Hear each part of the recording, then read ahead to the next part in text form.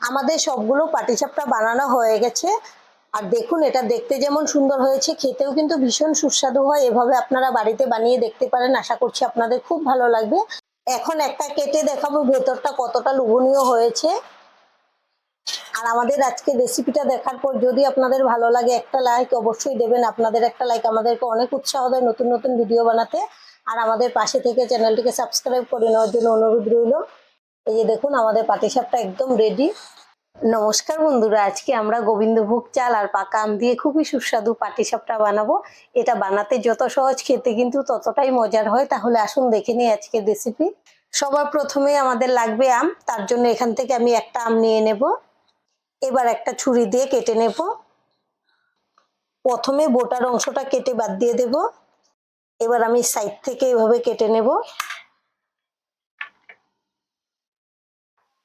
ঠিক একইভাবে এই পাশটাকেও কেটে নিচ্ছি। এখন ছুরি দিয়ে এভাবে টুকরো করে নেব। এটাকেও এভাবে নেব। এবার একটা চামিচ দিয়ে আমি আমটাকে তুলে নেব আর মিক্সিং জারে নিয়ে নেব। এখানে কিন্তু আম খুব বেশি লাগবে না, একটা আম দিয়েই হয়ে যাবে। ঠিক একইভাবে এটাকেও তুলে নেব। আপনারা চাইলে আমটাকে খোসা ছাড়িয়ে গ্রেটার দিয়ে গ্রেট করেও নিতে পারেন, বা আমার মতো এভাবে মিক্সিং জারে একটু পেস্ট করে নিলেও হবে। আটিটাকেও আমি এভাবেই দিয়ে দেব। এবার ঢাকনা লাগিয়ে আমটাকে পেস্ট করে নেব। আর এখানে আমি 1 কাপ গোবিন্দভোগ চাল নিয়েছি। চালটাকে 1 ঘন্টা আগে খুব ভালো করে ধুয়ে ভিজিয়ে রেখেছিলাম। এবার চালটা কিন্তু ফুলে অনেকটাই বড় হয়ে গেছে। এখন আমি মিক্সিং জারে জল সহ দিয়ে দেব আর এটাকে খুব ভালো করে বেটে নেব। আপনারা চাইলে জল ঝরিয়ে শুকনোভাবেও গুঁড়ি বানিয়ে নিতে পারেন, কিন্তু এভাবে করলেও হবে। যেহেতু আমরা পাটিসাপটাটা বেটার গুলে বানাই, জল দিতেই হবে। এভাবে করলে তাড়াতাড়ি হয়ে যায়, চেলে নেওয়ার কোনো ঝামেলা থাকে না। আর এখানে নিয়েছি ছোট বাটির 1 বাটি চিনি। বেটারের মধ্যে কিন্তু চিনিটা কম দিলেও চলে, তার কারণ আমরা তো ক্ষীর বানাবো, ক্ষীরটা যথেষ্ট পরিমাণে মিষ্টি দিয়ে করব, তার জন্য এখানে অল্প চিনি দিলেই হয়ে যায়। আর দিয়ে দেবো 1 চিমটি লবণ। আর বেটারে যদি বেশি চিনি দেওয়া যায় তাহলে কিন্তু অনেক সময় এটা উল্টানোর সময় ভেঙে যায়। এখন ঢাকনা লাগিয়ে নিয়েছি, এটাকে খুব ভালো করে বেটে নেব। এই যে দেখুন, আমটাকে খুব ভালো করে পেস্ট করে নিয়েছি, চালটাকেও খুব ভালো করে বেটে নিয়েছি। এখন একটা বাটিতে নিয়ে নেব। আর এখানে নিয়েছি 1 কাপ ময়দা। আমি ময়দাটাকে ভালো করে চেলে রেখেছি। এবার আমি অল্প অল্প করে ময়দাটা দেব আর মেশাবো। যতটুকু লাগবে সেই বুঝে মিশিয়ে দেব। আমি সবটুকু একবারে দেব না। আপনারা চাইলে কিন্তু এখানে একটু দুধ দিয়েও গুলিয়ে নিতে পারেন। এখান থেকে আরেকটু ময়দা লাগবে। আমি এই কাপ দিয়ে 1 কাপ চাল নিয়েছি আর এই কাপের এই হাফ কাপ ময়দাটা দেব। এবার ভালো করে মিশিয়ে নেব। এখন অল্প অল্প করে জল দেব আর এটাকে গুলিয়ে নেব। আপনারা চাইলে এটা শুকনো চালের গুঁড়ি দিয়েও করতে পারেন, তবে গোবিন্দভোগ চাল দিলে কিন্তু খুব সুন্দর একটা সেন্ট হয়, খেতে অনেক ভালো লাগে। আর একটু জল লাগবে। এখন আমি বেটারটাকে খুব ভালো করে গুলিয়ে নেব। আমি বেটারটাকে খুব ভালো করে গুলিয়ে নিয়েছি। এবার দেখুন, বেটারের ঘনত্বটা ঠিক এরকম রাখতে হবে, খুব বেশি পাতলাও না, খুব ঘন থাকলেও হবে না।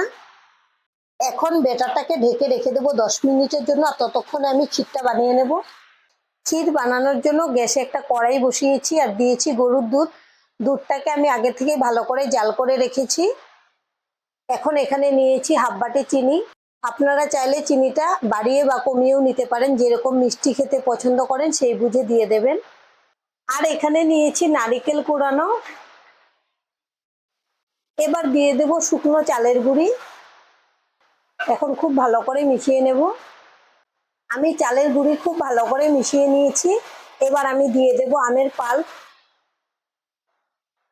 আমি ক্ষীরের মধ্যে আমের পাল্পটা দিচ্ছি। আপনারা চাইলে কিন্তু বেটারের মধ্যে দিয়েও করে নিতে পারেন, বা ইচ্ছে করলে দুইটার মধ্যে, বেটারেও আর ক্ষীরের দুটার মধ্যে দিয়ে আপনারা পাটিসাপটাগুলো বানিয়ে নিতে পারেন। এখন খুব ভালো করে মিশিয়ে নেব। এখন দিয়ে দেব অল্প একটু ফুড কালার। এবার খুব ভালো করে নেড়ে মিশিয়ে নেব। এটাতে কিন্তু স্বাদের কোনো পরিবর্তন হবে না, শুধু দেখার সুন্দরের জন্য এটা দিয়েছি। আপনাদের ভালো না লাগলে এটা বাদ দিয়েও করে নিতে পারেন।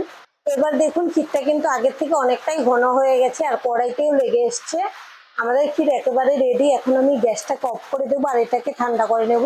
আর ঠান্ডা হওয়ার পরে কিন্তু এটা আরো শক্ত হয়ে যাবে। গ্যাসে একটা প্যান বসিয়ে দিলাম। প্যানটাকে খুব ভালো করে গরম করে নিয়েছি। এবার দিয়ে দেব 2 ফোঁটা তেল। এখন আমি টিস্যু দিয়ে খুব ভালো করে মুছে দেব প্যানটাকে। প্যান গরম হওয়ার পরে আমি গ্যাসের ফ্লেমটা লোতে রেখে দিয়েছি। আর এদিকে রেস্টে রেখেছিলাম 10 মিনিট হয়ে গেছে। এখন ঢাকনাটা খুলে নেব। এখন বেটারটাকে একটু ভালো করে নেড়ে নেব। এবার আমি 1 হাতা বেটার নিয়ে নিলাম, দিয়ে দেব প্যানের মধ্যে।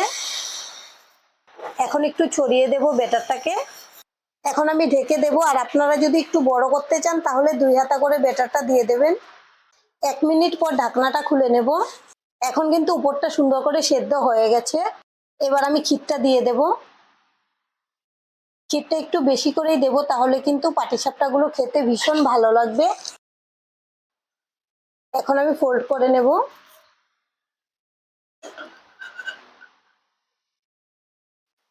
এখানে একটু বেটার দিয়ে দেব, তাহলে কিন্তু খুব সুন্দর করে জয়েন হয়ে যাবে।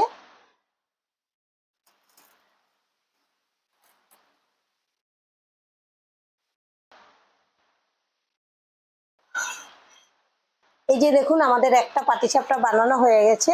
আর এইভাবেই আমি সবগুলো বানিয়ে নেব। আমাদের সবগুলো পাটিসাপটা বানানো হয়ে গেছে।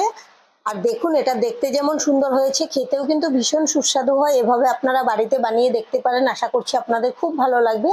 আর আজকের ভিডিওটা এখানেই শেষ করব। সবাই ভালো থাকবেন, সুস্থ থাকবেন। সম্পূর্ণ ভিডিও দেখার জন্য অসংখ্য ধন্যবাদ।